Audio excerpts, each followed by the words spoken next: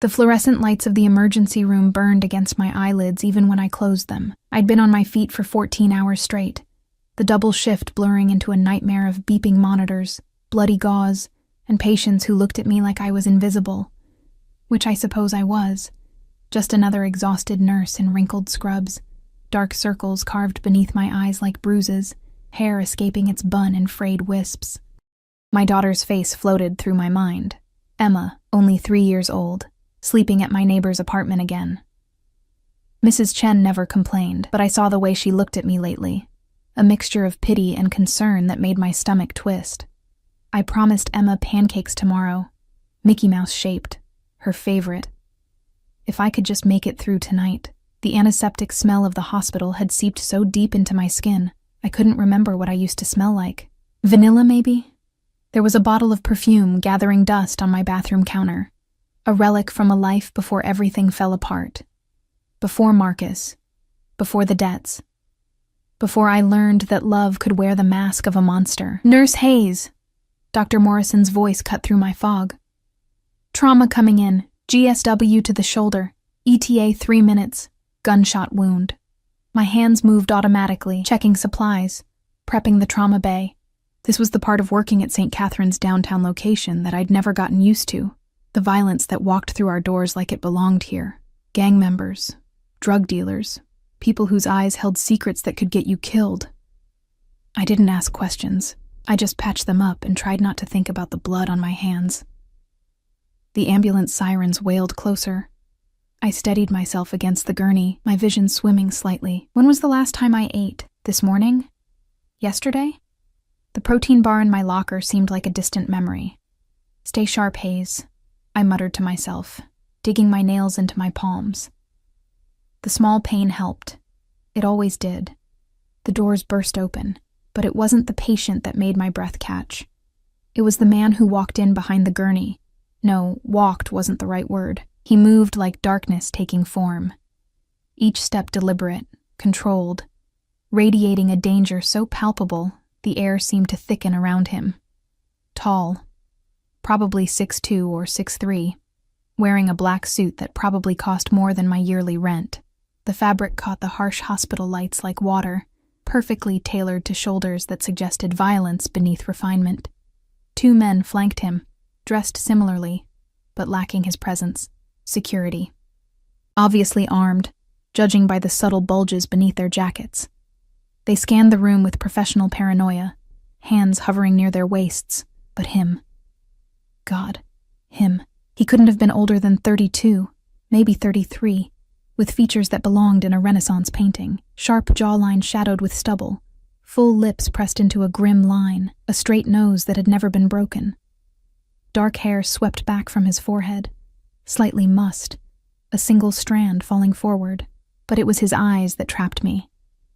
Gray, like storm clouds before lightning strikes, intense and calculating, missing nothing. Those eyes swept the emergency room and landed on me. The world tilted. I gripped the gurney harder, trying to focus on the patient, a man in his 20s, conscious but pale, blood soaking through the compress on his shoulder. One of the suited man's people, clearly. The way the younger man kept glancing at his boss, seeking approval, terrified of disappointing him. Trauma Bay 2, I managed, my voice steadier than I felt. Professional, clinical. I could do this. We moved quickly, transferring the patient. Dr. Morrison took over, barking orders. I should have stepped back, let the other nurses handle it, but my body wouldn't cooperate. The room spun gently, like I was on a boat in calm waters. Not now. Please, not now. I pressed my hand against the cool metal of the supply cart, focusing on the sensation. The suited man had positioned himself in the corner, arms crossed, watching everything with the intensity of a predator. He didn't belong in a hospital. He belonged in shadows, in places where ordinary people feared to tread. The scent of him cut through the antiseptic. Expensive cologne, cedar, and something darker, like smoke, like power. It wrapped around my senses, foreign and intoxicating. Nurse, I need you on vitals, Dr. Morrison called. I moved forward, my legs feeling disconnected from my body. The blood pressure cuff. Where was the blood pressure cuff? My hands fumbled with the equipment, fingers trembling. "Hayes, you all right?" "Fine," I lied. I wasn't fine. The room was spinning faster now, the edges of my vision going gray. I could hear my heartbeat in my ears, too fast, too loud. When did it get so hot in here? The scrubs clung to my skin, suffocating. Emma's face again. I needed to get home to Emma. "Vitals stable," someone said. "Not me. Another nurse." "When did she take over?" I took a step backward, trying to find air, trying to find space. My shoulder hit something solid, the wall. Good. I could lean against the wall for just a second, catch my breath. And then the floor rushed up to meet me. No, I was falling. The last thing I registered was the color gray, like storm clouds, and the sensation of arms catching me, strong and sure, stopping my descent. The scent of cedar and smoke enveloped me completely, a voice, low and dangerous, speaking words I couldn't quite grasp through the fog pulling me under, then nothing. Consciousness returned in fragments. Soft sheets. Too soft. Not the scratchy hospital linens or my threadbare blankets at home. These felt like liquid silk against my skin. Low lighting, warm. A lamp somewhere, casting golden shadows. The smell of leather and old books, mixed with that same cologne. Cedar and smoke. I forced my eyes open, blinking against the haze. An unfamiliar ceiling, dark wood beams, crown molding. Definitely not the hospital break room. Panic spiked through my chest. I sat up too quickly, the room spinning again. A large hand pressed gently against my shoulder, easing me back down. Easy. That voice. Deep. Controlled. With an edge that suggested it was rarely disobeyed. I turned my head and found him sitting in a leather chair beside the bed. No, beside the couch. I was on a couch, I realized, in what appeared to be an office. Mahogany desk, floor-to-ceiling bookshelves, a bar cart in the corner with crystal decanters catching the light, and him, watching me with those gray eyes that seemed to see straight through skin and bone to something deeper. Who? My voice came out as a croak. I swallowed. Tried again. Where am I? My office. At the hospital. He leaned back slightly, giving me space but maintaining that predatory focus. You collapsed. The doctors wanted to admit you. Horror flooded through me. Emma. Your daughter is fine. 3 years old. Staying with a Mrs. Chen in apartment 4B. He said it casually, like he was commenting on the weather, but the implication froze my blood. He knew where I lived. Knew about Emma. How? Your wallet. He gestured to the side table where my worn purse sat, looking pathetic next to the expensive decor. ID, photos, basic information. His eyes never left my face. Also found several past due notices, a disconnection warning from the electric company, and... He paused, something flickering in his expression. Divorce papers. Finalized 8 months ago. Humiliation burned through me, hot and acidic. Of course. He'd gone through my things while I was unconscious. Seen every desperate, pathetic detail of my falling apart life. I tried to sit up again. Slower this time. I need to go. Your shift is over. I spoke with the administrator. You're taking the next 3 days off. I can't afford paid leave. His tone allowed no argument. Doctor's orders after a collapse. Standard protocol. I stared at him, trying to understand what was happening. Hospital administrators didn't take orders from visitors, even wealthy ones, unless... Who are you? A slight smile touched his lips, but it didn't reach his eyes. Dante Romano. The name hit me like a physical blow. Everyone in the city knew that name, whispered in careful tones, attached to rumors of empire and violence. The Romano family didn't just have connections, they were the connections. They owned half the city, legally and otherwise, and I'd collapsed in front of him. I should go. I swung my legs off the couch, ignoring the protest of my exhausted body. My shoes were beside the couch, neatly placed. Had he taken them off? The thought of his hands on my feet, even through that innocent gesture, sent a strange shiver down my spine. You should eat. He stood in one fluid motion, moving to the bar cart. Not alcohol. a covered tray. He lifted the silver dome to reveal a sandwich, fruit, and a bottle of water. "When did you last have a meal?" That's none of your... "Yesterday morning." He said it with certainty. "Coffee and half a granola bar in your car. Nothing since." The room felt too small suddenly, the air too thin. "Are you having me followed?" "Now I am." The casual admission should have terrified me. Instead, some twisted part of my exhausted brain wondered what it meant. Why would someone like Dante Romano care about a nobody nurse? He picked up the plate, crossing to where I sat frozen on the edge of the couch.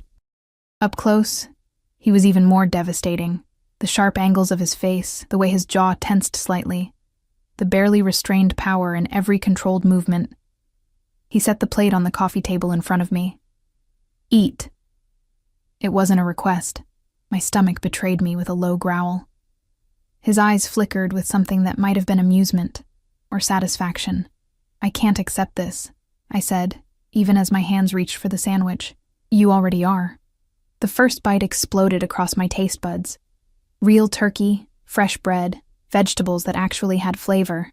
I hadn't realized how long I'd been surviving on vending machine food and instant ramen until faced with something made with actual care. He watched me eat with that unsettling intensity, arms crossed, expression unreadable. After a few bites, the practical part of my brain kicked in. "Your man," I said, "the gunshot victim. He'll be fine. Clean through and through, missed the major vessels. He'll need physical therapy, but he should regain full range of motion." "I know. I spoke with Dr. Morrison." "Of course he did."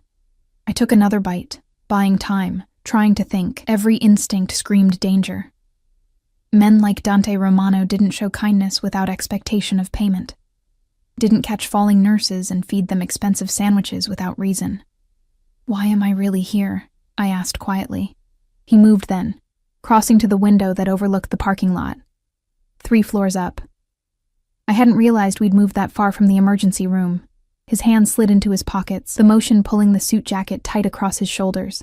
"When I caught you," he said, voice low, "your sleeve pulled up. Ice flooded my veins. I saw the bruises, Sophia." No. My hand automatically went to my left forearm, covered now by my scrubs, but I could feel them beneath the fabric, the yellowing fingerprints from 2 weeks ago, the greenish shadow of older marks. Marcus's parting gifts, from the night he came by demanding money I didn't have. "It's nothing," I said quickly. Too quickly. "I'm clumsy. Working in a hospital, you get bumped." "Don't." The single word cut through my excuses like a blade. He turned from the window, and the look in his eyes stole my breath. Not pity. Something far more dangerous, something that looked like rage held on the thinnest leash. "I know what defensive bruises look like," he said quietly. "I know the pattern of someone gripping too hard, trying to control. I know the difference between an accident and intent." My throat closed up. I couldn't speak, couldn't breathe. He took a step closer, then another, moving with that predatory grace until he stood directly in front of me. Slowly, giving me time to refuse, he reached out and gently pushed up my sleeve. The bruises looked worse in the lamplight.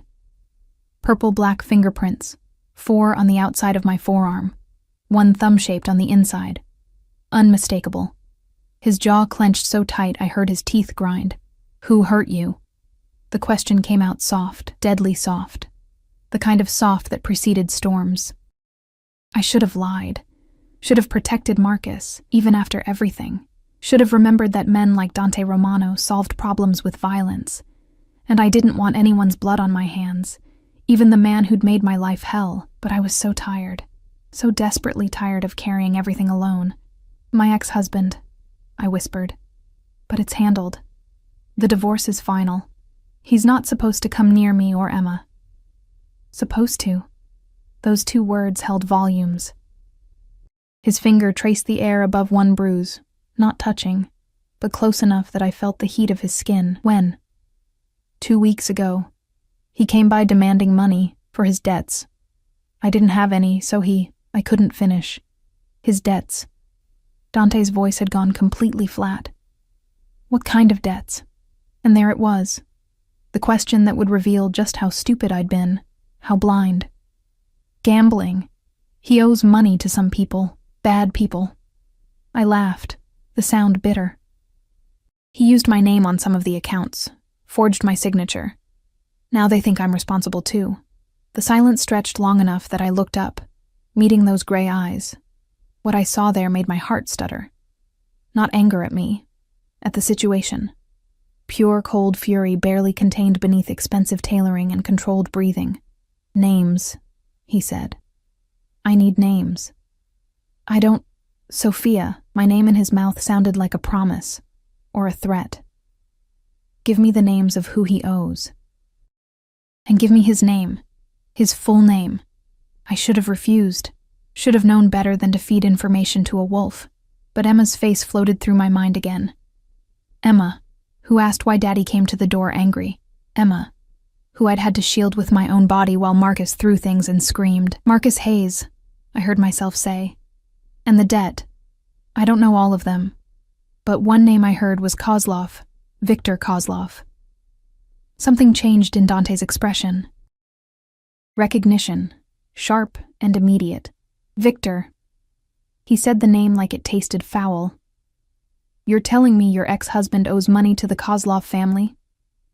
The way he said family made it clear he meant it the same way someone might say plague. I don't know. He never told me details. I just heard him on the phone once, pleading with someone named Victor, promising he'd pay. My voice cracked. That's when I knew I had to get Emma out. Had to leave. Dante stared at me for a long moment, and I watched calculations happening behind those gray eyes. Strategy forming, plans being made that I wasn't privy to. Finally, he pulled out his phone, one of 3 I'd noticed in his jacket, and pressed a single button. Marco. I need complete background on a Marcus Hayes, age approximately 30, former husband of Sophia Hayes, current addresses, known associates, debt profile, everything. He paused. And pull the file on Victor Kozlov's current outstanding loans. He ended the call without goodbye, attention returning to me with laser focus. You're not going back to your apartment tonight. It wasn't a question, but I answered anyway. Yes, I am. Emma will be brought here, with Mrs. Chen if that makes you more comfortable. I have secure rooms. No. I stood on shaking legs, anger finally cutting through exhaustion and fear. Absolutely not. I don't know you. I'm not bringing my daughter anywhere near... I gestured vaguely at him, at the office, at everything he represented. His expression didn't change, but something flickered in his eyes. Respect, maybe, or challenge. Victor Kozlov's collection methods involve breaking fingers, sometimes hands, sometimes worse. His voice remained clinical, detached. If he knows where you live, and he does, if your ex gave him your information, you're not safe. Your daughter is not safe. The words landed like physical blows. The restraining order is paper. Paper doesn't stop men like Victor. And you do? The question hung between us, loaded with meaning. Dante's smile returned, that cold expression that never touched his eyes. Yes, I do. The phone call came at 11:43 p.m. I watched Dante's face as he answered, noted the way his expression shifted from controlled neutrality to something harder, colder. He'd been making calls for the past hour from his position by the window, speaking in low Italian that flowed like dark water, beautiful and incomprehensible. Each conversation ended the same way. A curt command, the snap of finality. I sat on his couch feeling like an intruder in my own life. Understood, he said into the phone, then lowered it, those gray eyes finding mine across the room. Your apartment was broken into approximately 30 minutes ago. The world stopped. Emma is safe. Mrs. Chen took her to her sister's house 2 hours ago. She said she had a bad feeling. His jaw tightened. Good instincts. My hands started shaking. I pressed them between my knees, trying to stop the tremors. How bad? They were looking for something. Tore apart your bedroom, kitchen. Left the child's room mostly intact. He crossed to the bar cart, poured amber liquid into a crystal glass. Whiskey, probably. Expensive, like everything else he touched. This wasn't random, Sophia. They knew what they wanted. I don't have anything. My voice sounded hollow, distant. Marcus took everything valuable when he left. The TV, my laptop, jewelry my grandmother left me. There's nothing. Dante brought me the glass. Our fingers brushed as I took it, and electricity sparked up my arm. He noticed. I saw recognition flicker in his eyes, but said nothing. They weren't looking for valuables, they were looking for leverage. I took a sip. The whiskey burned, smooth and harsh at once, spreading heat through my chest. Against who? I'm nobody. You're connected to Marcus, who's connected to Victor. He settled into the chair across from me, legs crossed, perfectly at ease despite discussing home invasion like it was weather. And Victor is connected to me. That pulled my attention from the glass. What? The Kozlov family operates in my city, on my streets. His tone made it clear this was a problem. They pay tribute for that privilege. Recently, Victor's been testing boundaries, expanding into territories that aren't his, making moves without permission. I stared at him, trying to process. You're saying this is about territory? About some kind of gang politics? Family politics, he corrected. And yes, that's insane. I'm a nurse, a single mother. I have nothing to do with any of this. You do now. The certainty in those 3 words made my stomach drop. Dante leaned forward, elbows on his knees, attention focused on me with that unnerving intensity. Victor sent men to your apartment as a message. To Marcus, yes, but also to me. He's showing he can reach into my city, touch my people, without consequence. I'm not your people. You became my people the moment I caught you. He said it simply, like stating a fact, like catching a falling woman somehow transferred ownership. Everyone in that hospital saw me carry you out. Saw my men clear the way, saw me put you in my car. He paused. In this world, Sophia, perception is reality, and the perception is that you're under my protection. I didn't ask for that. No, you didn't. Something flickered across his face. Regret, maybe, or calculation. But it's done. And Victor will use you to get to me if I let him. We'll use your daughter. Emma.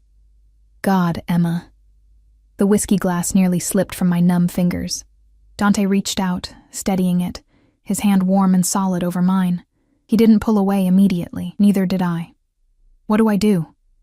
The question came out broken, defeated. You let me handle this. How?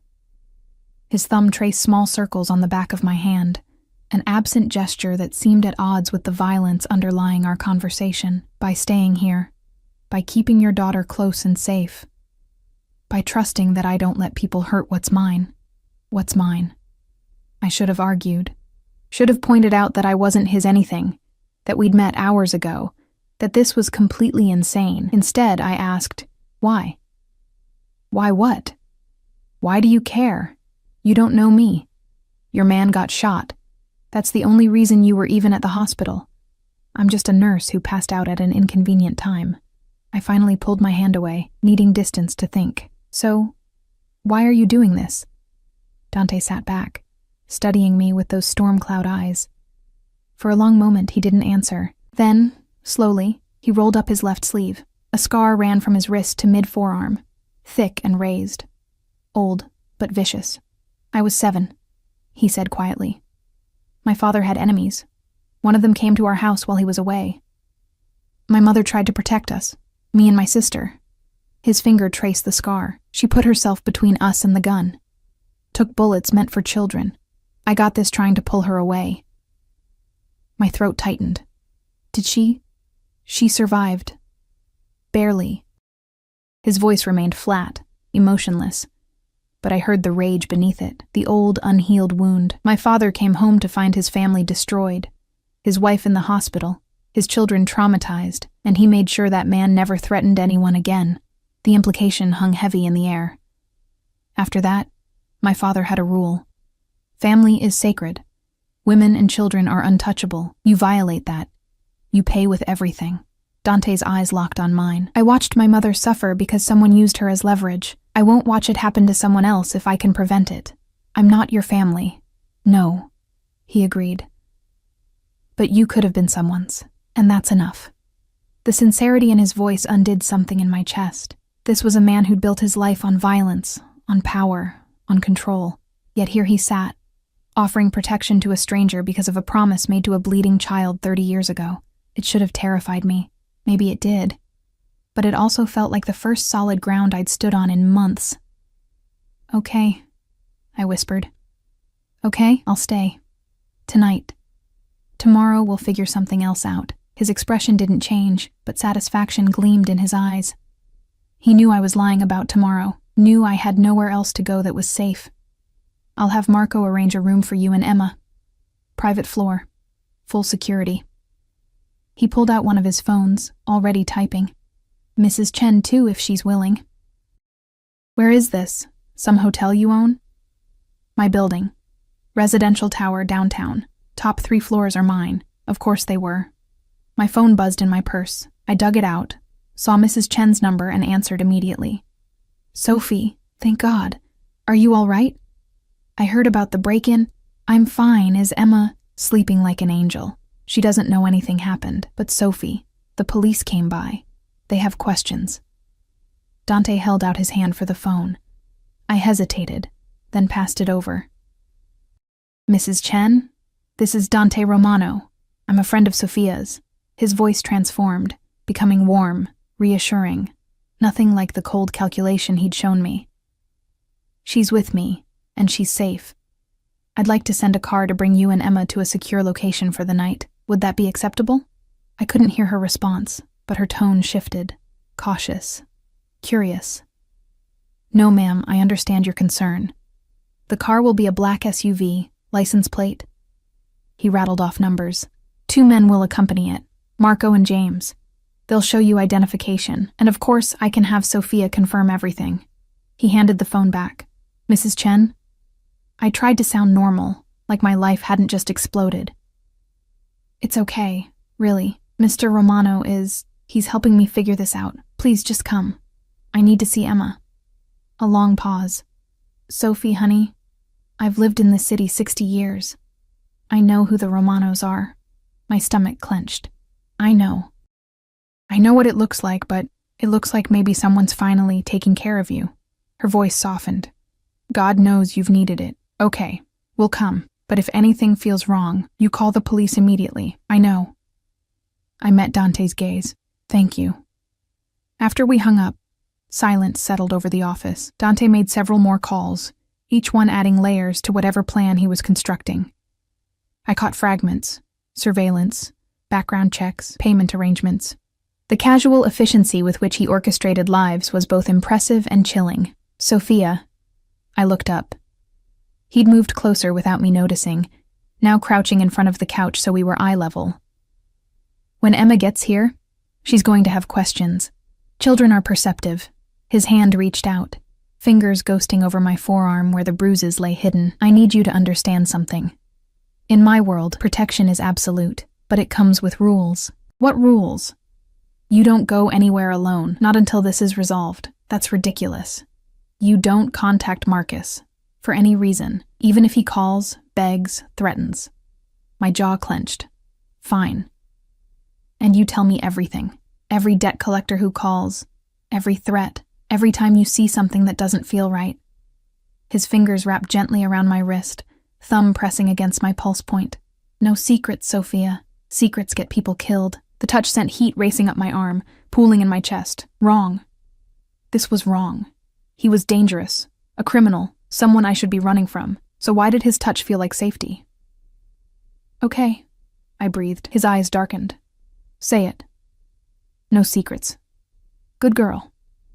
The praise shouldn't have affected me, definitely shouldn't have sent a shiver down my spine or made my breath catch. But it did both, and from the slight curve of his lips, he knew exactly what he'd done. The office door opened. A man entered. Marco, presumably, the one Dante had been speaking to on the phone. Tall, built like a brick wall, with a scar cutting through his left eyebrow. He took one look at Dante crouched in front of me, at the intimate space between us, and his expression carefully blanked. "Boss, the Chen woman and the kid are 5 minutes out. James is bringing them up." Dante stood smoothly. "Good. Is the suite ready?" "Fully stocked. Clothes in the child's size, basics for the women." Marco's eyes flicked to me. Doctor's coming in the morning to check on the nurse. Make sure the collapse wasn't anything serious. I'm fine, I protested. I was just exhausted. You'll see the doctor. Dante's tone left no room for argument. Marco, what about the apartment? Police are still processing. Looks like 2 men, professionals, knew what they were doing. No prints, no evidence. Building security footage was looped. Marco's expression darkened. But we have people in the precinct. Word is Victor's name came up. Confirmation? Not yet. But the lead detective is asking questions about the Hayes woman's ex-husband and his connections. They were talking about me like I wasn't there. I stood, anger cutting through exhaustion. Stop. Just stop. I'm right here. If you're going to discuss my life, at least have the decency to include me in the conversation. Both men turned to look at me. Marco seemed surprised. Dante looked pleased.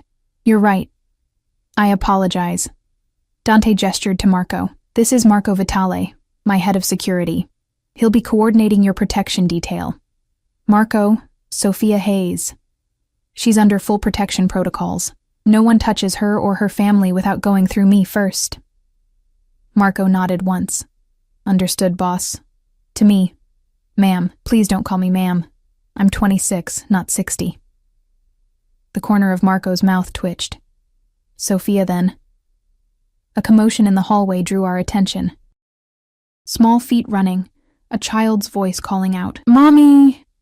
Emma burst through the door, Mrs. Chen hurrying behind her, and everything else ceased to matter.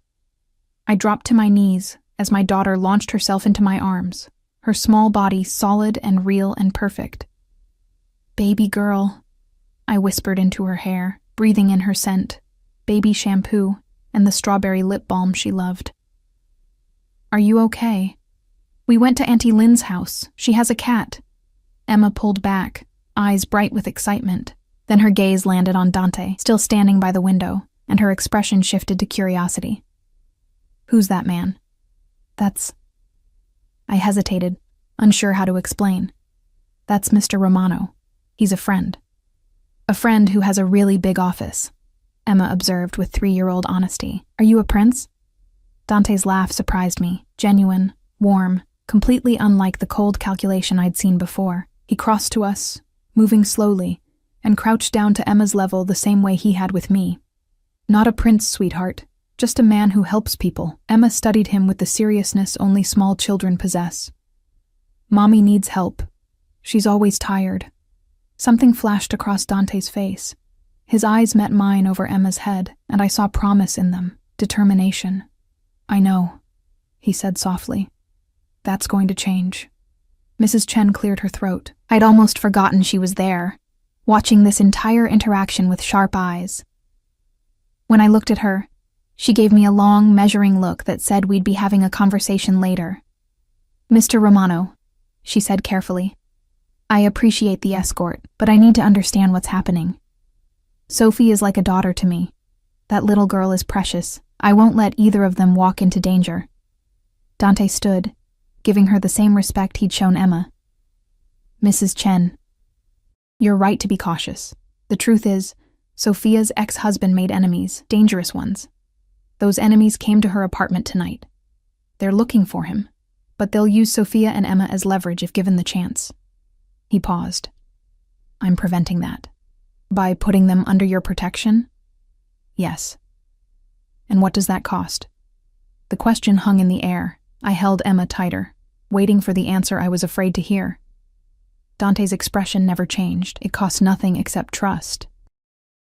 And time. Time for what? For me to eliminate the threat. The casual way he said eliminate made my blood run cold. Mrs. Chen noticed my reaction, her hand finding my shoulder, squeezing gently. I think, she said slowly, that Sophie and I need to have a private conversation. Dante nodded once. Marco will show you to your suite. Take all the time you need. I'll be here when you're ready to talk. Marco stepped forward, gesturing toward the door. This way, ladies. I stood, lifting Emma into my arms even though she was getting heavy. Mrs. Chen took my elbow, steadying me, and together we followed Marco out of Dante's office. But I felt Dante's eyes on me the entire way, burning into my back like a brand, like a claim. The suite was obscene. 3 bedrooms, a full kitchen, living room bigger than my entire apartment, floor-to-ceiling windows overlooking the city, lights spreading out like stars, furniture that probably cost more than I made in a year, and toys. A corner filled with toys still in packages, every kind a little girl could want. Emma was in heaven, immediately gravitating to a dollhouse that was taller than she was. Mrs. Chen and I stood in the kitchen, voices low. "Sophie." Her tone was gentle but firm. "I need you to be honest with me. Are you safe with this man?" "I don't know," I admitted. "But I know I'm not safe without him. He's a criminal." "Yes. A very powerful one from what I understand. The Romano family." She shook her head. "I've heard stories, Sophie. Violence. Control. They don't do anything without expecting something in return." "I know." I leaned against the marble counter, exhaustion crashing over me again. "But Mrs. Chen, you didn't see the apartment, the way it was destroyed. And Marcus," my voice broke, "he's brought this to my door, to Emma's door. I can't fight this alone, so you're trading one dangerous man for another?" "Maybe." I met her eyes. "Or maybe I'm finally accepting help from someone who has the power to actually protect us." She studied me for a long moment, then sighed. "He looks at you like you're already his." "What?" "The way he watched you in that office, the way his eyes follow your every movement." Mrs. Chen's expression softened. "I've been married 40 years, honey. I know possession when I see it. Question is, are you okay with that?" I should have said no. Should have been horrified by the idea of belonging to someone, especially someone like Dante Romano.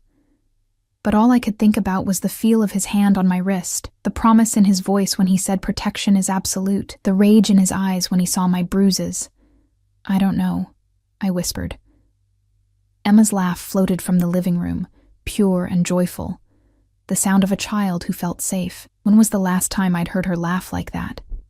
Mrs. Chen squeezed my hand. "Then figure it out fast, Sophie, before you're in too deep to escape." But as I stood in that beautiful suite, in a building owned by a man who'd claimed me as his, with nothing more than a cot fall and a few whispered words, I wondered if it was already too late. If maybe, somewhere between the hospital emergency room and this moment, I'd already crossed a line that couldn't be uncrossed. If maybe I'd already become Dante Romano's. And God help me, I wasn't sure I wanted to fight it. Morning came too quickly and not quickly enough. I'd spent the night in a bed so soft it felt like floating, but sleep remained elusive. Every time I closed my eyes, I saw my apartment torn apart. Saw shadows moving through Emma's room. Saw Marcus's face twisted with rage, demanding money I didn't have. Saw gray eyes watching me with possessive intensity. Emma slept curled against me, her small body warm and trusting. Mrs. Chen had taken the 3rd bedroom, but I'd heard her moving around past midnight, probably as unable to sleep as I was. In the morning light filtering through silk curtains, everything seemed surreal. The luxury, the danger, the man who'd somehow become my protector in the span of hours. A soft knock interrupted my spiraling thoughts. "Come in," I called quietly, not wanting to wake Emma. Marco entered carrying a tray. Coffee, fruit, pastries that smelled like heaven. He set it on the bedside table with surprising gentleness for a man his size. "Boss wants to see you when you're ready.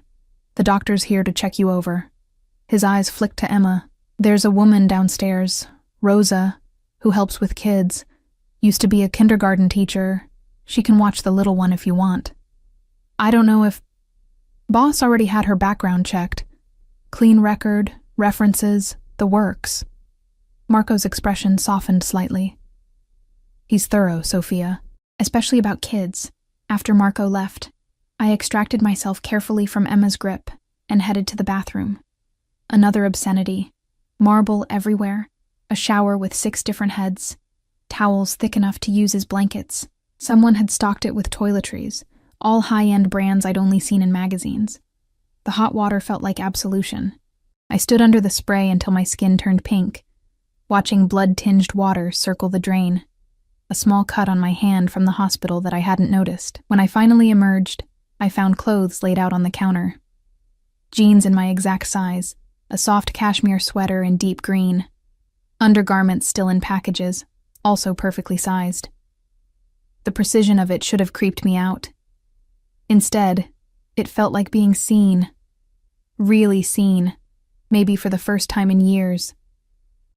I dressed quickly, towel-dried my hair, and emerged to find Emma awake and Mrs. Chen already in the kitchen making breakfast from the fully stocked refrigerator. "Mommy, look!"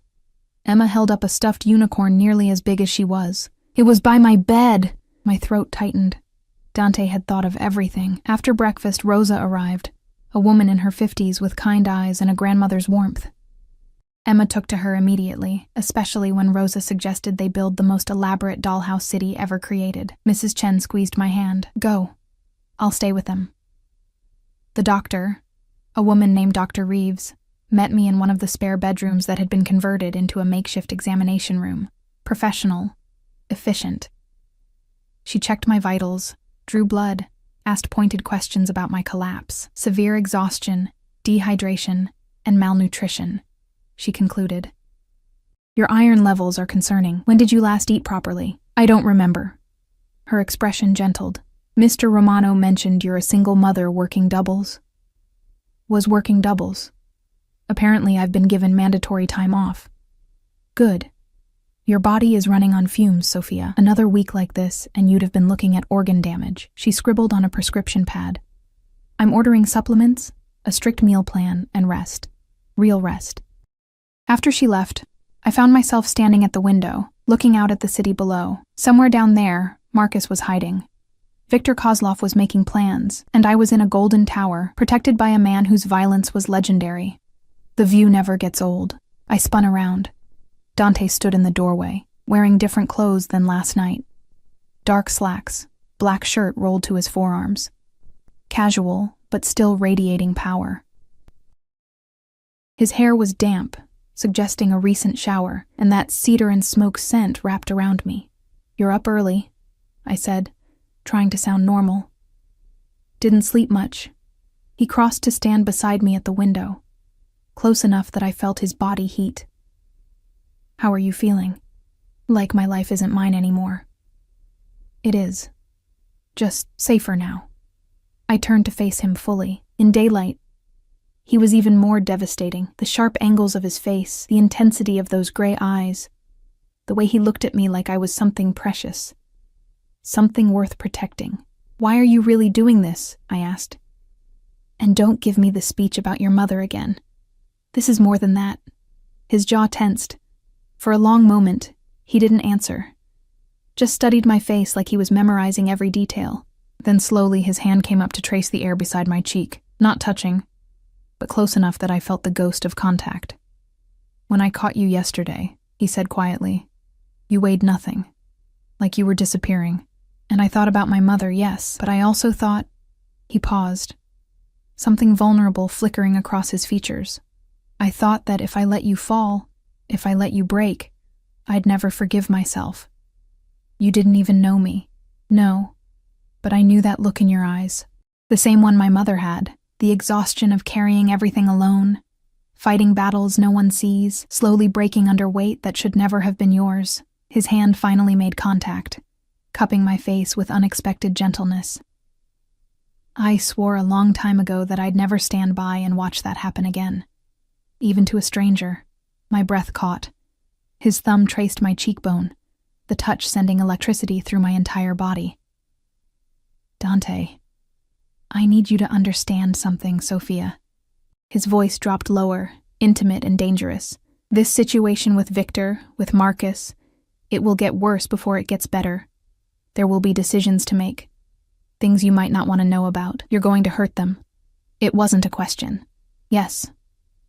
The honesty should have horrified me. Instead, some dark part of me felt relieved, safe. "I should care," I whispered. "I should tell you to stop, to let the police handle it, but you won't." "No." I closed my eyes, leaning slightly into his touch despite every rational thought screaming at me to pull away. Does that make me a bad person? It makes you human. His other hand found my waist, pulling me closer. It makes you a mother protecting her child. It makes you someone who's been hurt too many times and is finally letting someone else shoulder the burden. I opened my eyes to find him inches away, close enough to count the silver flecks in his gray irises, close enough to see the fine scar through his left eyebrow, close enough to feel his breath on my lips. This is insane, I breathed. Yes. We barely know each other. I know enough. Dante? His phone buzzed, shattering the moment. He pulled it out with obvious reluctance, glanced at the screen, and his expression hardened. I need to take this. He pressed a quick kiss to my forehead, the gesture so natural it stole my breath, and stepped away.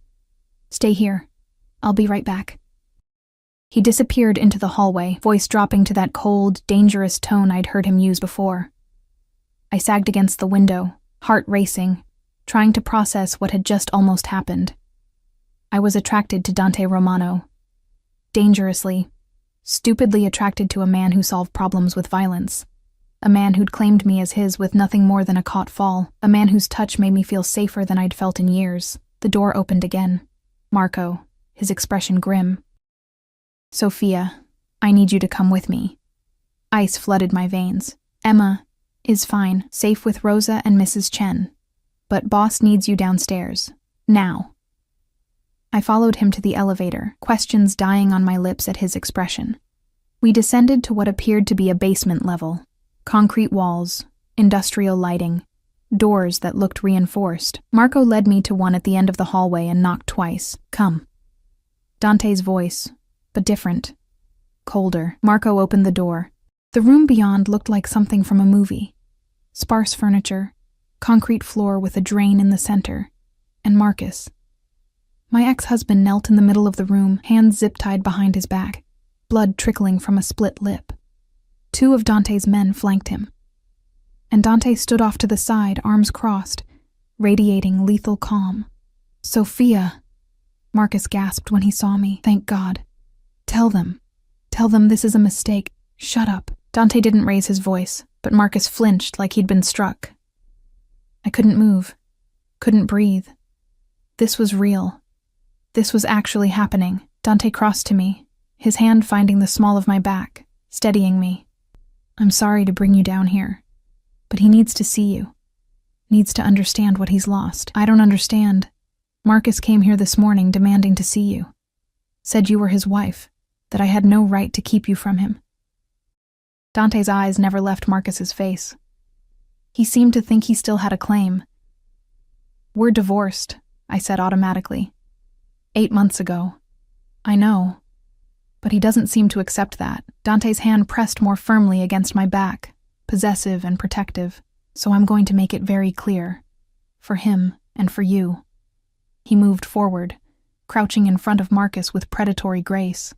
You see those bruises on her arm, the ones shaped like fingers? Marcus's eyes flicked to me, then away. Guilty. Caught. I asked you a question. Dante's voice dropped to barely above a whisper. Did you put those bruises on her? It wasn't. She wouldn't give me money. I was desperate. Dante's fist connected with Marcus's jaw so fast I barely saw it move. Marcus's head snapped back, blood spraying. Wrong answer. Dante stood, rolled his shoulders, completely calm. Let me explain how this works, Marcus. Sophia and Emma are under my protection now. That means no one touches them, ever. Especially not you. You can't just take my family. They're not yours anymore. Each word landed like a physical blow. You lost that right when you put your hands on her. When you forged her name on debt papers. When you made her so afraid she couldn't eat or sleep. Marcus's face crumpled. I was going to pay it back. I just needed time. Time's up. Dante gestured to his men. Take him to Victor. Tell him this is the man who owes him money. Tell him it's a gift. One family to another. Professional courtesy. Horror bloomed across Marcus's face. No. No, please, you can't. Victor will kill me. Yes, he will. Dante's expression remained impassive. But not before he takes his payment in other ways. Fingers first, I believe. Sophia! Marcus lunged toward me, held back by the men. Please, tell him to stop. I'm sorry. I'm so sorry. Something inside me cracked. All the fear, the exhaustion, the months of terror. It rose up like a wave. You're sorry? My voice came out steady, cold. You're sorry for beating me? For stealing from me? For putting Emma in danger? I took a step forward, and Dante's hand tightened on my back, supporting, not restraining. You're not sorry, Marcus. You're scared. There's a difference. Sophia, please. I begged you to stop, begged you to get help, begged you to leave us alone. Tears burned my eyes but didn't fall. And you didn't care. So why should I care now? Silence filled the room. Dante's thumb traced circles on my lower back, soothing, grounding. Take him, he said quietly. As Marcus was dragged from the room, his screams echoing down the hallway, I stood frozen, shaking. Dante's arms came around me from behind, pulling me against his chest. Breathe, he murmured against my hair. Just breathe. I just sentenced him to death, I whispered. No. He sentenced himself the moment he put his hands on you. Dante turned me in his arms, forcing me to meet his eyes. This isn't on you, Sophia. This is justice. It's murder. It's protection. His hands cupped my face, and I won't apologize for it, not when it keeps you safe. I should have been horrified. Should have run. Should have called the police and reported everything I'd just witnessed. Instead, I buried my face in Dante's chest and let him hold me while I shook apart. Because somewhere in the past 24 hours, I'd crossed a line, had accepted that safety came with a price, that protection from a man like Dante Romano meant living in his world, playing by his rules, meant becoming his in ways I was only beginning to understand. Hours later, I sat in Dante's office while he made calls. Emma was asleep upstairs, exhausted from playing all day. Mrs. Chen had given me another long look but said nothing, just squeezed my shoulder and disappeared into her room. You haven't eaten, Dante observed, hanging up his phone. Not hungry. Liar. He crossed to the bar cart, but instead of alcohol, he pulled out a covered plate, pasta, in a rich red sauce, still warm. Rosa made it, said it was her grandmother's recipe. Despite everything, my stomach growled. Dante's lips twitched with satisfaction. He watched me eat, that same intense focus he gave everything. When I finished, he took the empty plate and set it aside, then pulled me to my feet. Come here. He led me to the window. The city spread out below us, millions of lights in the darkness. His arms came around me from behind, chin resting on top of my head. I need to tell you something, he said quietly. Victor knows Marcus is in my custody. He's demanding a meeting. My body tensed. What does that mean? It means things are going to move fast now. Victor will want to make a statement, reassert his position. Dante's arms tightened. You and Emma will be safe here, but I need to handle this personally. You're going to kill him too, if necessary. The casual way he said it should have made me pull away. Instead, I leaned back into his warmth. When? Tomorrow night. There's a meeting place. Neutral ground. His lips brushed my temple. I'll have Marco and 20 men with me. But I need you to promise me something. What? That you'll stay here, no matter what you hear, no matter how long it takes. He turned me in his arms, gray eyes fierce. Promise me, Sophia. I promise. Say it again. I promise to stay here. Good girl. Those words again, sending heat through me despite the situation. His thumb traced my lower lip, and I saw desire flicker in his eyes. Controlled, but present. After tomorrow, he said quietly, things will be different, safer. You'll be able to breathe again, and then what? Then we figure out what this is. His hand splayed across my lower back, pulling me flush against him. Because make no mistake, Sophia, you're mine now, not because I caught you, not because of the situation, but because I've decided you are. And I don't let go of what's mine. I should have argued, should have asserted my independence. Instead, I whispered, okay. His eyes darkened. Yeah? Yeah. The kiss was inevitable. His lips claimed mine with fierce possession, one hand fisting in my hair, the other gripping my hip like he was afraid I'd disappear. I melted into him, months of loneliness and fear dissolving under the onslaught of his mouth. When we finally broke apart, both breathing hard, he rested his forehead against mine. "After tomorrow," he promised. "After I eliminate this threat. Then I'm going to show you exactly what being mine means." The next day crawled by with agonizing slowness. Dante left early, just after dawn. I'd woken to find him sitting on the edge of my bed, already dressed in all black, watching me with an expression I couldn't quite read. "I'll be back tonight," he'd said, fingers trailing down my cheek. "Stay inside. Marco's in charge of security. Don't open the door for anyone except him or my men." Then he'd kissed me, deep and possessive, like he was branding me, and disappeared. Emma sensed my tension. She clung to me all morning, unusually quiet, her small face scrunched with worry. "Is the scary man coming back?" she asked during lunch. My heart stopped. "What scary man, baby?" "Daddy. He was scary when he yelled." Her lower lip trembled. "Is he going to find us here?" I pulled her into my lap, breathing in her strawberry scent. "No, sweetheart. Daddy can't find us here. Mr. Romano made sure of it." "Is Mr. Romano your boyfriend?" The question caught me off guard. "Mrs." Chen looked up from her tea, eyebrows raised. "We're friends," I said carefully. "He looks at you like Prince Eric looks at Ariel." Emma's 3-year-old logic was startlingly accurate. "Like you're special." Mrs. Chen made a small sound that might have been agreement. By afternoon, I was crawling out of my skin. I tried reading, watching TV, playing with Emma. Nothing worked. My mind kept circling back to Dante, to whatever meeting was happening, to the violence I knew was coming. Around 4, Marco appeared. "Boss wanted me to check in. Make sure you have everything you need. I'm fine. Have you heard from him?" Marco's expression remained carefully neutral.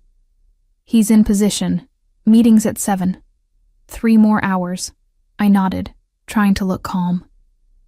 After Marco left, Mrs. Chen sat beside me on the couch.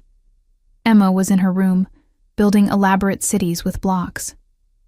"You're in love with him," Mrs. Chen said quietly. "What?" "No. We just met. Sophie."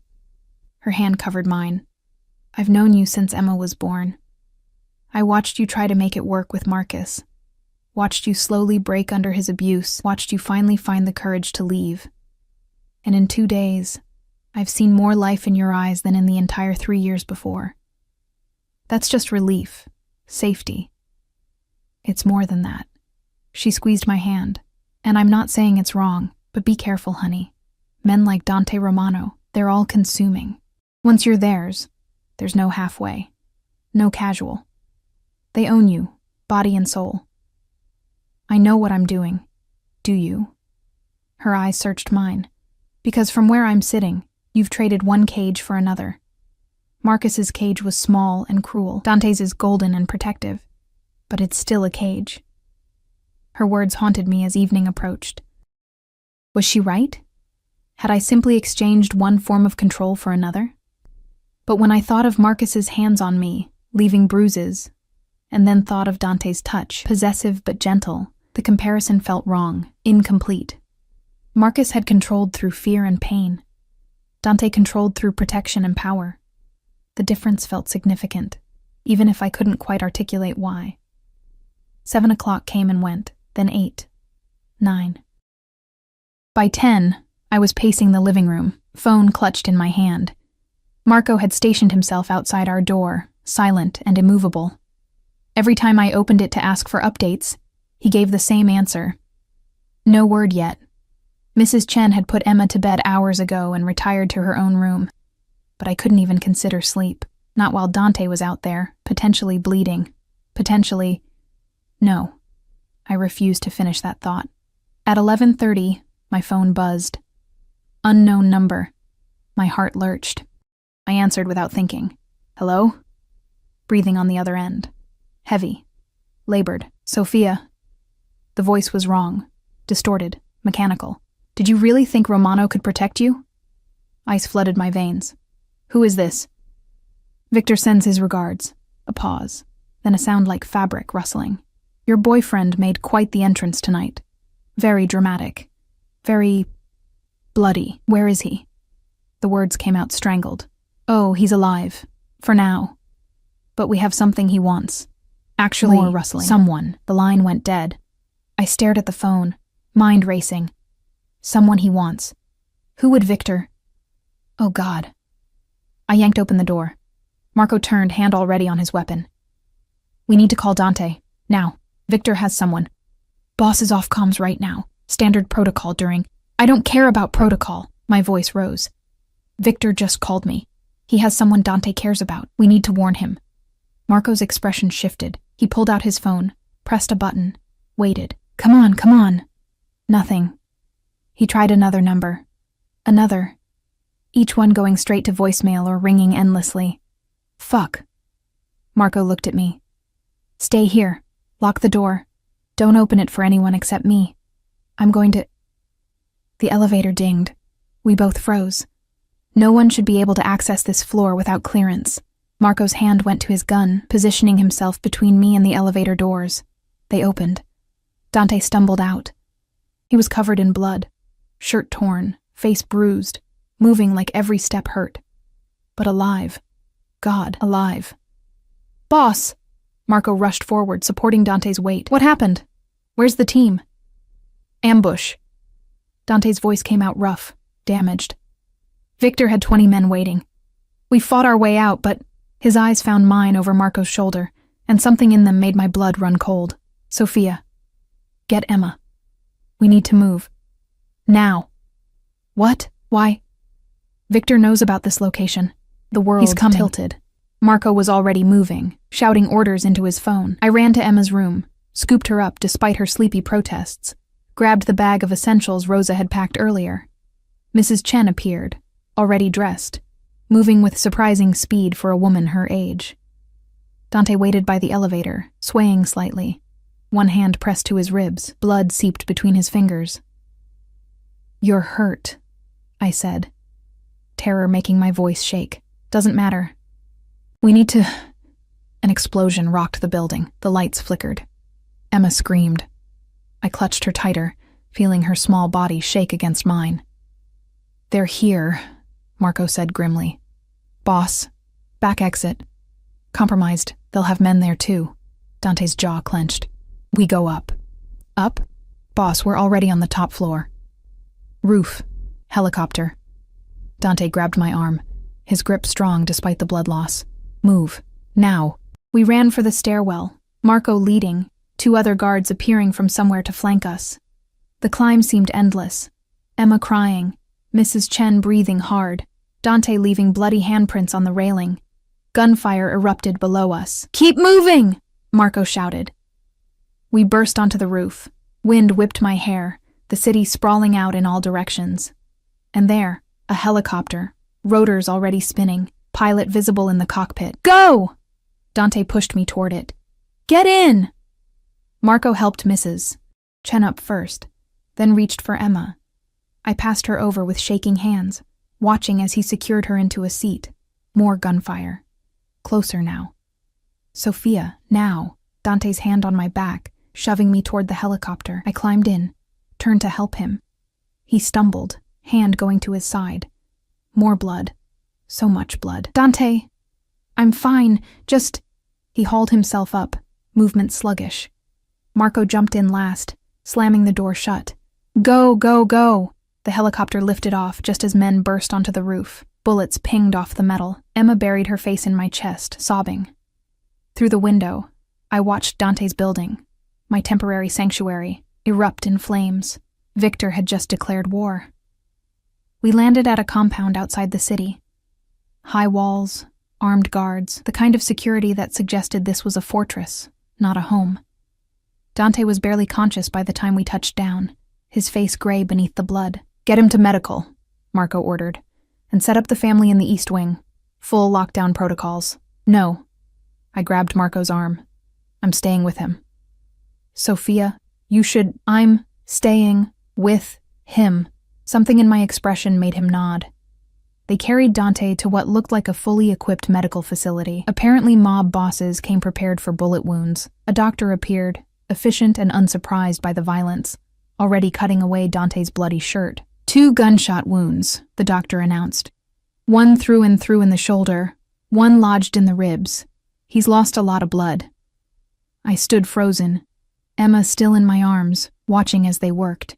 Mrs. Chen appeared beside me, gently taking Emma. Come on, sweetheart. Let's go find you some cookies while the doctors help Mr. Romano. But Mommy, I'll be right there, baby. I promise. I kissed her forehead, tasting salt from my own tears. Be good for Mrs. Chen. After they left, I moved closer to the table. Dante's eyes fluttered open, found mine. You're safe, he rasped. I'm safe, you're the one with bullets in you. Doesn't matter. His hand reached for mine, bloody and trembling. As long as you're safe. Mr. Romano, I need you to stay still, the doctor said firmly.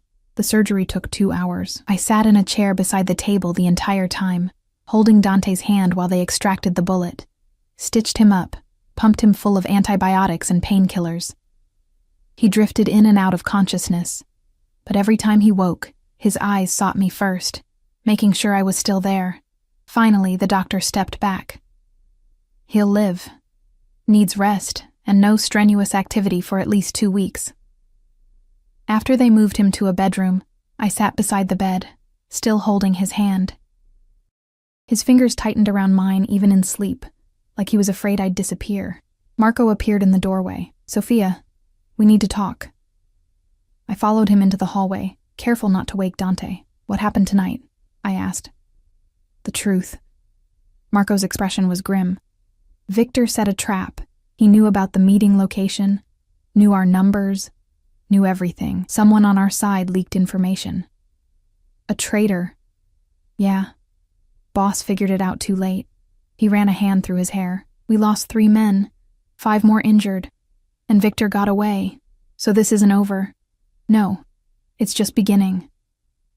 Marco's eyes met mine. Victor sent a message with one of his men before he escaped. He said you're the key, that if Boss wants to end this, he has to choose, you or the family empire.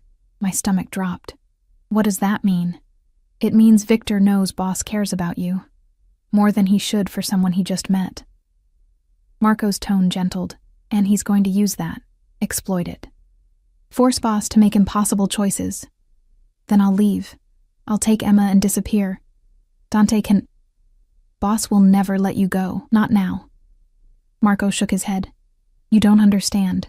In our world, once someone is claimed, once they're declared under protection, letting them go is seen as weakness.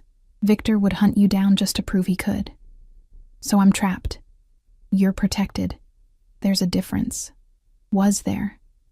Mrs. Chen's words echoed in my mind. A golden cage is still a cage. But when I returned to Dante's room, found him sleeping fitfully, bandages wrapped around his torso, face still too pale, I knew I couldn't leave. Wouldn't leave. Not because I was trapped, but because somewhere in the past 48 hours, this dangerous, violent, possessive man had become mine just as much as I'd become his. I climbed carefully into the bed beside him, mindful of his injuries. His arm immediately came around me, pulling me close despite the pain it must have caused. Sophia, he murmured, still mostly asleep. I'm here. Don't leave, I won't. Promise. I promise. His lips brushed my forehead. Mine. Yours, I whispered into the darkness, and meant it. 3 days passed in the compound. Dante recovered slowly, frustrated by his body's limitations. I stayed close, ignoring Marco's suggestions that I give the boss space. Emma adjusted with the resilience of children, finding joy in the compound's garden and the guards who snuck her cookies. Mrs. Chen watched everything with knowing eyes, but said nothing. On the 4th day, Dante was finally strong enough to sit up without wincing. We need to talk, he said, patting the bed beside him. I set down the book I'd been reading and moved closer. His hand immediately found mine, thumb tracing patterns on my wrist. Victor made his move. Now I make mine. His gray eyes were hard, determined. But I need to know something first. What? Are you in this? Really in this? He turned to face me fully. Because what comes next? It's going to get darker, more violent. I'm going to do things you might not be able to forgive. To protect us. Yes. But also because it's who I am, Sophia. I'm not a good man. I've killed people, hurt people, built an empire on blood and fear. His grip tightened. If you're going to run, run now. Before you're in too deep. I thought about Marcus, bleeding and begging. Thought about the bodies Dante had left behind to keep me safe. Thought about the way he looked at Emma, with genuine affection, not possession. Thought about how, for the first time in years, I felt like I could breathe. I'm not running, I said firmly. Sophia, I'm not running, Dante. I'm choosing to stay. There's a difference. I cupped his face, feeling the stubble scratch my palms. You're not a good man. I know that. But you're good to me, good to Emma, and in a world where my own husband hurt me, where I had to work myself to death just to survive, that means something. His eyes searched mine, looking for doubt, finding none. If you stay, you're mine completely. No half measures. I know. I'll be possessive, jealous, controlling in ways you won't always like. I know. And I won't let you go. Ever. Even if you change your mind later. That should have scared me. Instead, it felt like a promise. Then I guess I better be sure, I said softly. And I am. I'm yours, Dante. Completely. He kissed me then, deep and claiming, his hand fisting in my hair, pulling me as close as his injuries allowed. When we broke apart, both breathing hard, his forehead rested against mine. I'm going to end Victor, he promised. And then I'm going to give you the life you deserve. You and Emma both. I don't need luxury. Not luxury. Safety. Peace. The ability to sleep without fear. His thumb traced my lower lip. The ability to just be. Without carrying everything alone. Tears burned my eyes. Okay. Okay? Yeah. Okay. He smiled. A real smile. Not the cold calculation I'd seen before. It transformed his face. Made him look younger. Almost vulnerable. I need to ask you something, he said. What? His hand moved to the back of my neck, possessive and grounding.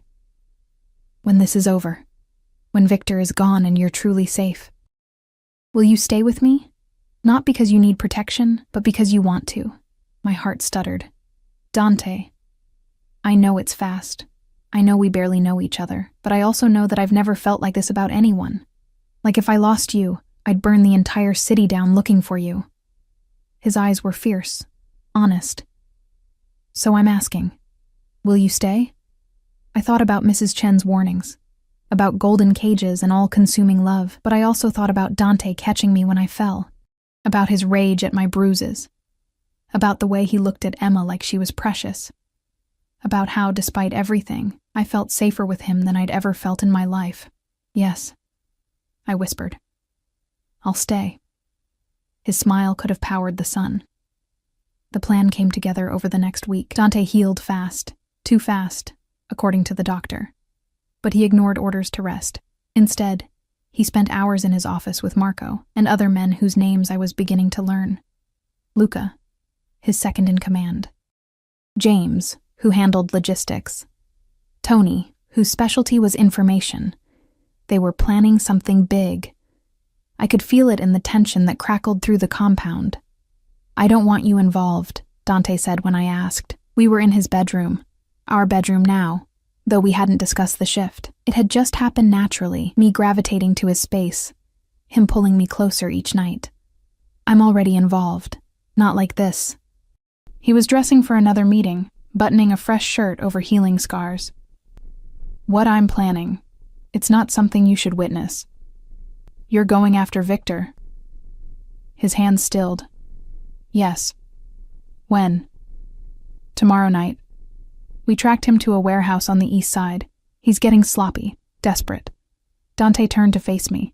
I'm ending this, Sophia. Permanently. I crossed to him, hands sliding up his chest to rest over his heart.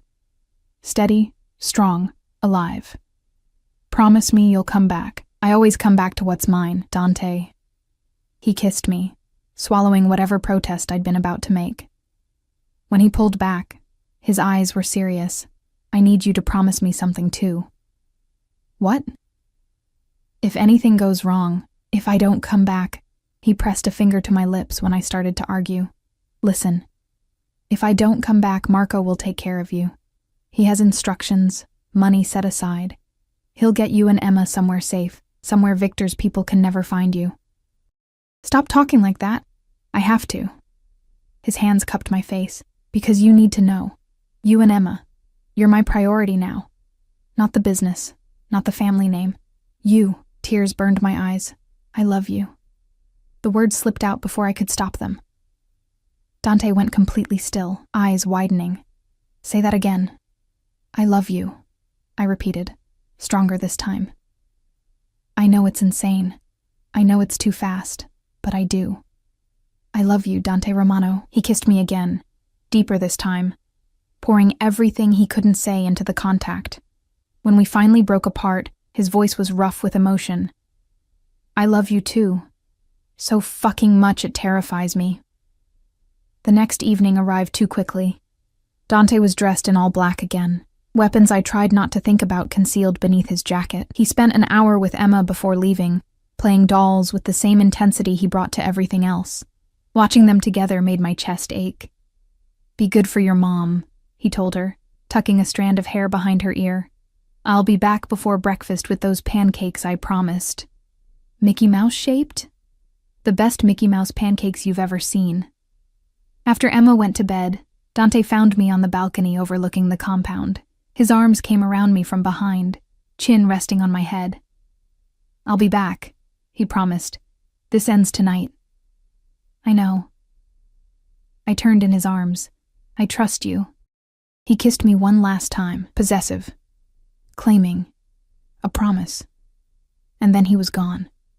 Midnight came and went, then 1 a.m., 2. I paced the bedroom, phone clutched in my hand. Mrs. Chen had tried to convince me to sleep. But how could I when Dante was out there facing down a man who wanted him dead? At 2:30, my phone buzzed. Marco's number. My hands shook as I answered. Hello? It's done.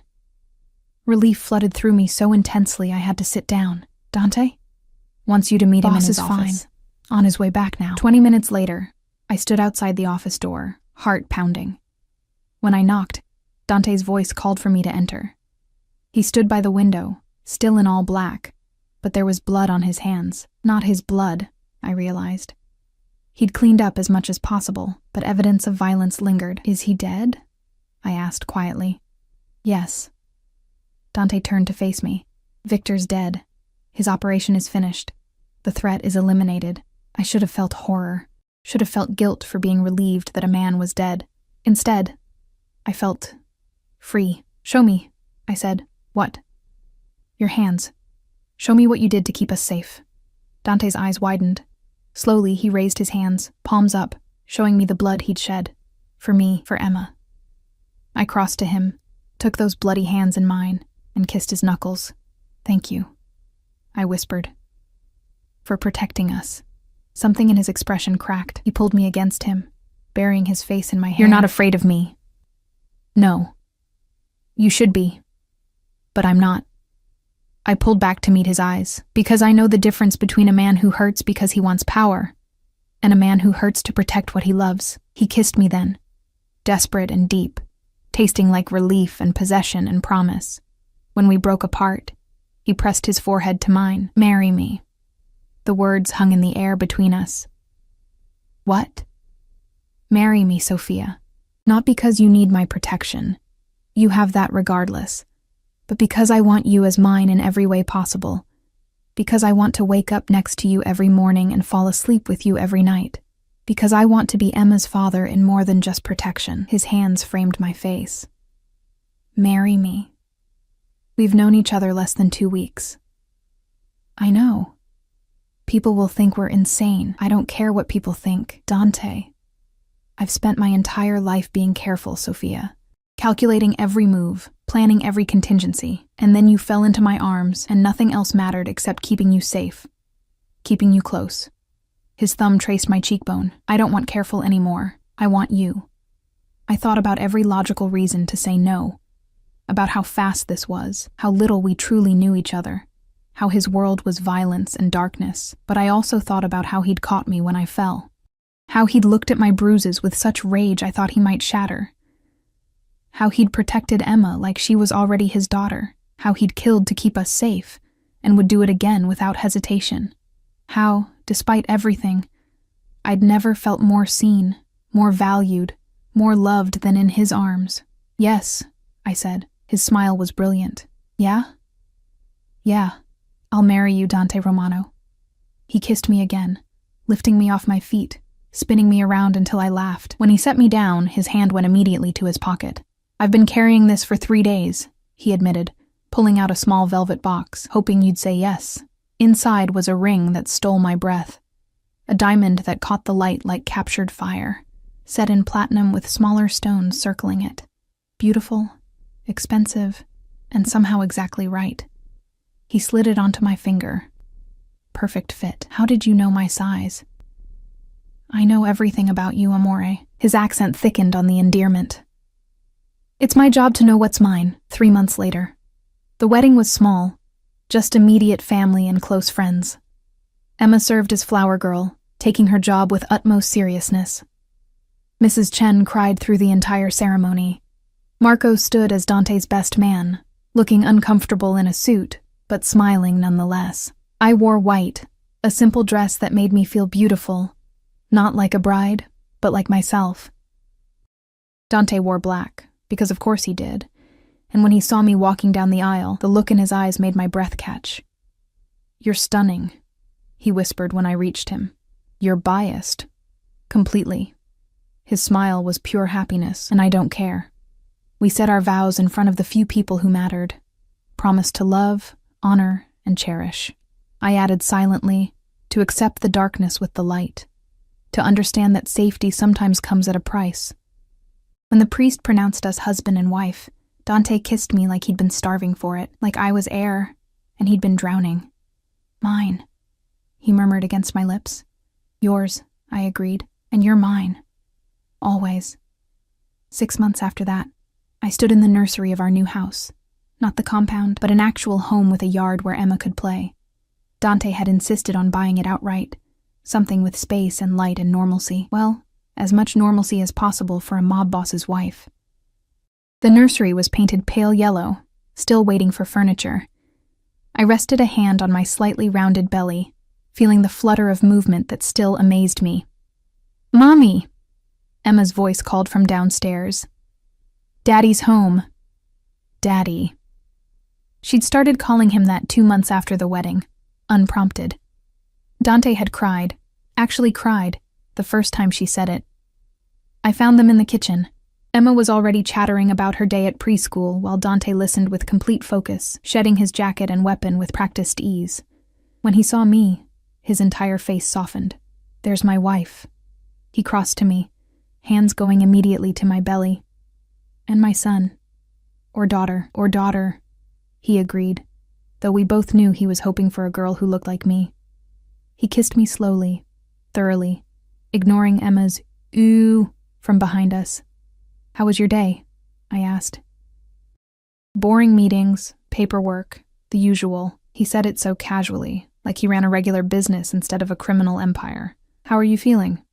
"Good, tired but good. You need to rest more." "I rest plenty. You hover. I protect." His hand splayed possessively across my stomach. "That's what I do." Mrs. Chen appeared in the doorway, Emma's hand in hers. "Come on, sweetheart. Bath time before dinner." After they left, Dante pulled me closer, arms wrapping around me from behind. We stood like that, watching the sun set through the kitchen window, his hands resting on our growing child. "Are you happy?" he asked quietly. I thought about everything that had led to this moment. The exhaustion, the fear, the violence. The night I'd collapsed into a stranger's arms and changed my entire life. Thought about the man holding me, dangerous, possessive, capable of terrible things, but also gentle with Emma, patient with my fears, protective of our future. Thought about how I'd gone from barely surviving to actually living. "Yes," I said honestly. "I'm happy." His arms tightened. "Good. Because I'm going to spend the rest of my life making sure you stay that way, even when I'm huge and cranky, especially then." He turned me in his arms, gray eyes warm with love and promise. I told you once that protection is absolute. That extends to happiness too. Your happiness, Emma's happiness. That's my priority now. What about the business? Marco's handling more of it. I'm stepping back, focusing on family. He pressed a kiss to my forehead. Victor's death sent a message. We're stable now. Which means I get to be here, with you, with our children. Children, plural, like he was already planning for more. One thing at a time, Romano. His laugh was warm, genuine. Yes, ma'am. Emma's voice echoed from upstairs, calling for us to come see something. Dante took my hand, lacing our fingers together, and we headed up to our daughter. The words still made my heart clench. Later that night, after Emma was asleep and Mrs. Chen had retired to her cottage on the property, Dante and I lay in bed together. His hand traced lazy patterns on my belly, feeling our baby move. Do you ever regret it? I asked quietly. How we started, the violence, the chaos. He was quiet for a long moment. Then, I regret that you were hurt, that Marcus put his hands on you, that Victor threatened you and Emma. His hand stilled. But I don't regret catching you. I don't regret claiming you. And I definitely don't regret eliminating every threat that stood between us and this moment. That's very Mafia boss of you. I am a Mafia boss, amore. That hasn't changed. I know. I turned to face him. But you're also a man who makes Mickey Mouse pancakes and reads bedtime stories and cries when his stepdaughter calls him daddy. His expression softened. She made me a father before you even told me you were pregnant. That little girl owns me completely. And the new baby will own me just as completely. He pulled me closer, careful of my belly. You all do. My entire empire means nothing compared to you three. I kissed him softly. I love you. I love you too. His hand cupped my face. Thank you. For what? For falling into my arms. For trusting me. For staying. His thumb traced my cheekbone. For giving me a family worth protecting. Tears burned my eyes. You gave me that too. Safety, love, a future, everything I thought I'd lost. You'll never lose it again. I promise you that. And I believed him. Because Dante Romano kept his promises, no matter what they cost. 2 years later, I sat in the garden watching Emma push her little brother on the swing set. Alessandro, named after Dante's father, squealed with delight, his dark curls bouncing. At 1 year old, he was already showing signs of his father's intensity, those same gray eyes taking in everything with serious focus. Dante appeared beside me, sliding an arm around my shoulders. What are you thinking about? How different my life is from what I imagined. Better or worse? I looked at Emma, confident and happy. No longer the scared little girl who'd watched her mother get hurt. Looked at Alessandro, loved and protected from birth. Looked at the man beside me, still dangerous, still capable of violence, but utterly devoted to his family. Better, I said, infinitely better. Even though you're married to a criminal? Even though. I turned to kiss him. Maybe because of it. You're the only one who ever really saw me. The exhausted nurse who was disappearing into nothing. You caught me before I completely broke. You caught me too, he said quietly. I just didn't know I was falling until you were already under my skin. Emma ran over, Alessandro toddling behind her. Daddy, can we have a tea party? Of course, Principessa. He stood, scooping Alessandro into his arms. But I get to be the dragon. Dragons don't drink tea, this one does. Their bickering faded as they headed toward the playhouse Dante had built. Mrs. Chen appeared beside me, lowering herself into the chair Dante had vacated. You proved me wrong, she said. About what? The cage. She gestured to the garden, to Dante playing with the children, to the life we'd built. This isn't a cage at all, is it? I thought about Dante's protection, his possessiveness, the way he needed to know where I was at all times. Thought about how I couldn't go anywhere without security, how my life was forever tied to his world of darkness. But I also thought about waking up next to the man I loved every morning, about Emma calling him daddy with pure trust, about Alessandro's face lighting up when Dante came home, about feeling safe for the first time in my adult life. No, I said finally. It's not a cage. It's a fortress. And I chose to stay inside it. Because you love him. Because I love him, I agreed. And because he loves me in a way I never thought possible, completely, absolutely. With every dangerous, violent, protective fiber of his being. Mrs. Chen smiled. Then I'm happy for you, honey. You deserve this. After she left, I sat alone for a moment, watching my family play. Dante caught my eye across the garden and smiled. That private smile reserved just for me. The one that promised protection, devotion, and a love so consuming it would burn down the world if necessary. I smiled back, hand resting on my belly where our second child was just beginning to grow. Another secret for now, one I'd tell him tonight. Emma's laughter rang out, pure and joyful. Alessandro's giggle followed. And Dante's deep voice, playing the dragon with complete seriousness. This was my life now, not the exhausted nurse working herself to death, not the battered wife hiding bruises, not the desperate single mother barely surviving, but Sophia Romano, wife, mother, the woman who'd fallen into a Mafia boss's arms and found not a cage, but a home. And I wouldn't change a single violent, chaotic, beautiful moment of it. Because sometimes safety comes with a price. Sometimes love is possessive and all-consuming.